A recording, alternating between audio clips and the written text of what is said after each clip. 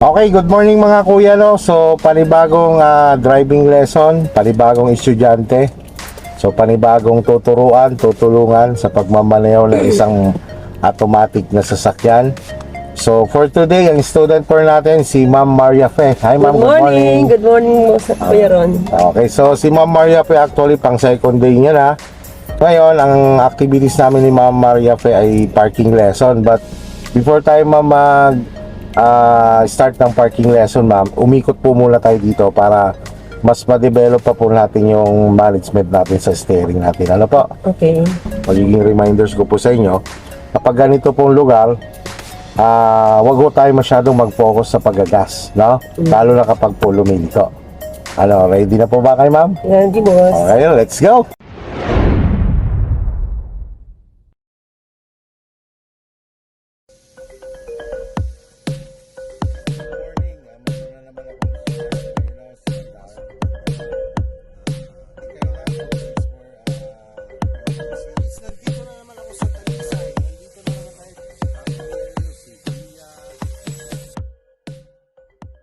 To go na po tayo. So, lagi nyo lang po tatandaan na kapag po kayo ay aalis na, lalo-lalo na kapag actual, ma'am, ano, kailangan, ma'am, check nyo muna talaga surrounding bago po kayo gumagalaw, ano. So, kita na po. Po sa kaliwa tayo. Pero pag halimbawa naman binitawan nyo po ang brake at medyo mabagal ang galaw niya, yun, pwede po kayo mag-gas. Basta bahagyang bahagya lang talaga. Diretso tayo. Opo, diretso po tayo. Tapos, ma'am, diyan sa kanto, ma'am, pakaliwa po tayo. Ang diskarte sa ganyan, ma'am Marepe, huwag ka muna didikit sa kaliwa. Dito ka muna sa kanan. Dikit ka muna konti sa kanan. Yan. Kasi kaliwa po ang pupuntahan mo. Yan. Tapos control lang. Tingin, titingnan yung lilikuan. Sige. Yan. Unti-unti lang. Padagdag ang manibela. Yan. Sige. Hindi siya humaharap. Dagdagan nyo yung manibela.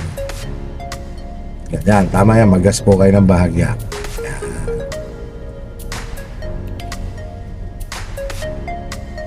Yan, stop po muna ha. Stop po muna. Yan. Ganito, ma'am. Since na kayo kasi, Ma'am Maria Pe, bago pa lang, siyempre, hindi pa ganun kabilis yung reflection ng kamay nyo sa malabela. Ang pinakamagandang gawin nyo, ma'am, para hindi kayo naghahabol sa malabela, pag lumiliko po kayo, halimbawa, ma'am, hindi pa po siya humaharap sa lane na pupuntahan mo, dagdagan mo muna manubela mo. Okay lang na mag-brake ka muna, tapos iposisyon mo muna manubela mo pag, bago ka po gumalaw ulit, no?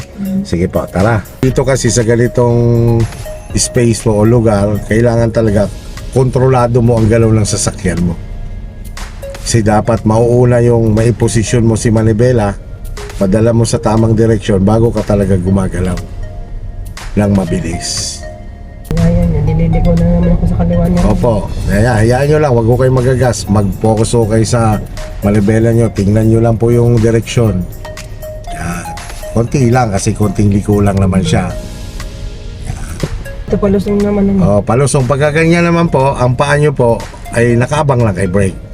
Para pag bumilis po ang galaw niya or ang takbo niya, aalalayan nyo ng konting brake. Yan, nalayan nyo siya ng konti. Yan. So, pagka ganyan, bitaw-bitawan nyo lang brake. Huwag po muna kayo mag-gas. Basta't gumagalaw po ang sasakyan nyo lang, ganyan lang naman kabagal at yan lang naman po kailangan natin, huwag na lang po kayo mag-gas. So pagdating po doon, medyo ahon. So doon po kayo, medyo magbibigay po kayo ng accelerator dyan. Ganyan, katulad. So ganun pa rin. Huwag kayong dumikit kagad sa kaliwa, and then bago kayo pumihit ng manabela, dapat natatanaw nyo muna yung kanto na nililikuan nyo. Tila, tama lang po muna yung manabela nyo ha. Sige, gas po kayo. Tama lang po muna yan. Yan, ikot na po. Ikot na po. Konti lang, konti lang. Yan, konti lang. Yan, titingnan nyo po kasi ito, ma'am. Dito ka kasi titingin yan, ma'am Pe. Ang pinaka-reference. Ito po yung point of view nyo. Kumbaga, ma'am, habang lumiliko ka, pag inikot mo manabela mo at hindi pa siya umaharap doon, dagdagan nyo pa manabela nyo. Pero kung tingin nyo naman pumupunta na yung itong unahan nyo doon, doon sa kanto na pupuntahan nyo, huwag nyo lang dagdagan ng manabela nyo. Yan, katulad yan, gas po kayo ng konti. Yan, tingnan nyo po yung unahan nyo. Yan, Yan. Konti, up. Babalik ako Babalik. ng konti. Alalayan nyo po ng preno para hindi mabilis ang galaw nyo. Yan. Nalalay lang po yan sa brake kasi medyo palusong siya. Tapos kung naman tayo nga. Develop natin ng manipela. Palalay sa brake. Palalay sa brake. May humps. My humps. Sa pag mga ganyan, halimbawang lumiliko kayo at gumagalaw naman ang sasakyan nyo, huwag ko kayo maggagas. Hayaan nyo lang yung galaw niya, huwag ko kayo maiinip sa galaw niya. Kasi lumiliko pa lang kayo. Yan, katulad nga, diba, naka-straight kang ganyan. Ganyan lang. Diba, nakikita mo lang unti-unti yung kanto. Pikit ka na unti. Padagdag ng padagdag. Sige, padagdag. Wala pa. Yan, padagdag pa.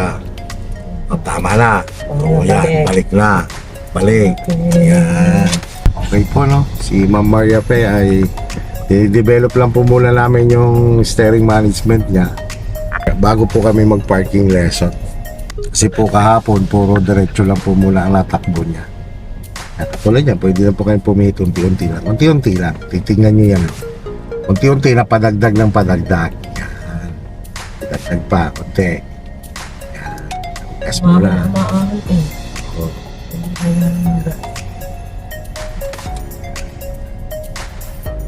Oh. Tapos sa brake lang. Kasi palusog siya.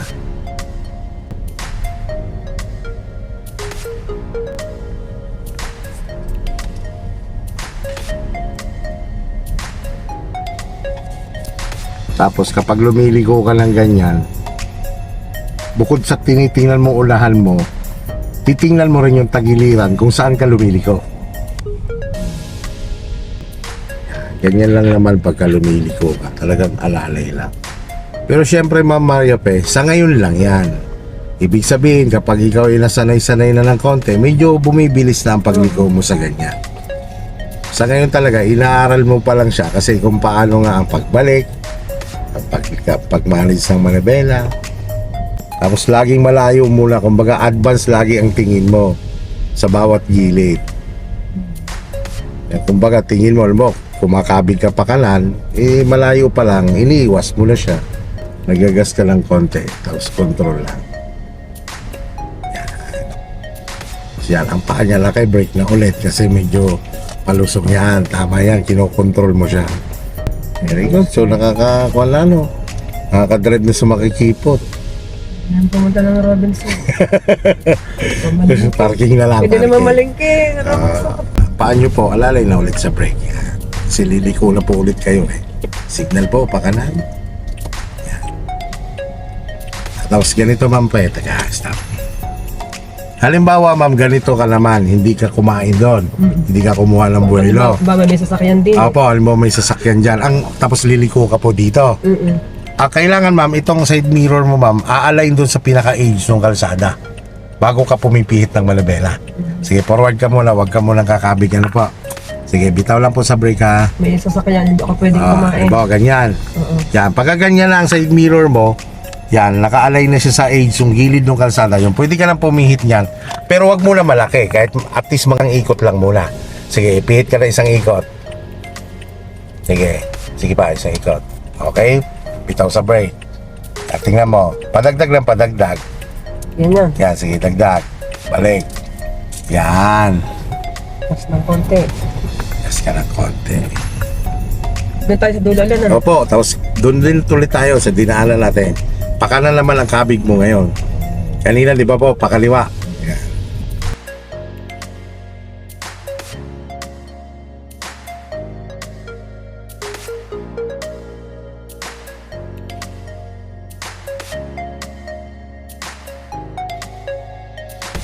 Tapos yun, diretso lang tayo.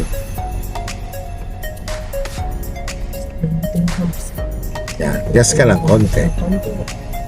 Pagka nasa patag na ulit siya, balik nyo lang ang paa nyo sa brake. Yan. Tapos ang direksyon po natin doon mamaya, pakanan. So ang paa nyo kay brake na.